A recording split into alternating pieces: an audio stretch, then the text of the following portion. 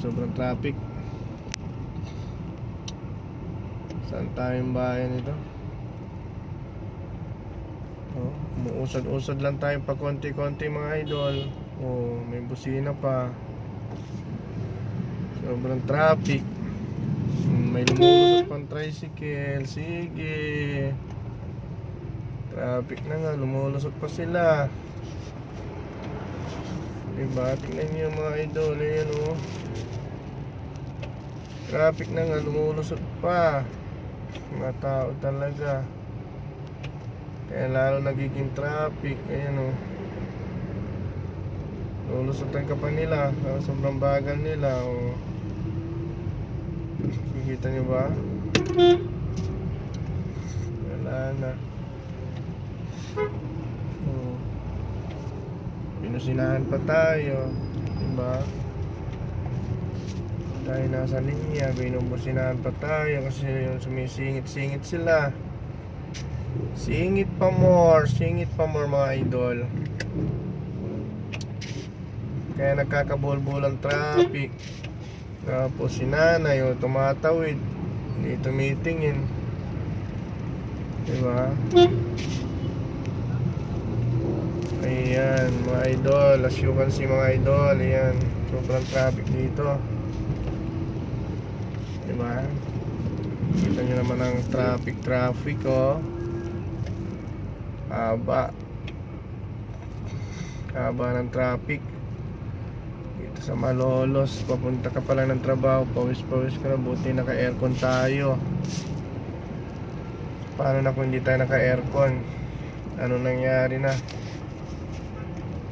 Diba? What's up mga idol? Disiplina lang mga idol. Ayan. So what's up? Umusad-usad tayo konti-konti. Usad-usad konti-konti. Ano nangyari? Ayan, uminto pa. Ayan oh, haba ng traffic mga idol. Saan na ba to? Sa may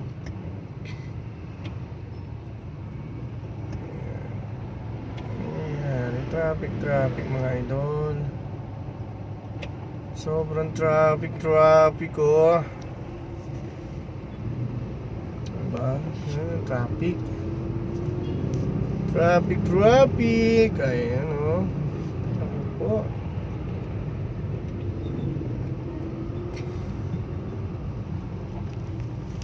Kaya yung mga iba kasi mga tricycle singit ng singit. Diba? Tapos pag nakasagi sila, wala na. Sila pang galit. Pag nakasagi pa, pag ipinilit na yung tricycle nila, galit pa sa'yo. Ayan, tulad niya no. Isingit niya yan oh. Pipilit niya. Naku po, apo. Pilit niya, sisingit niya talaga.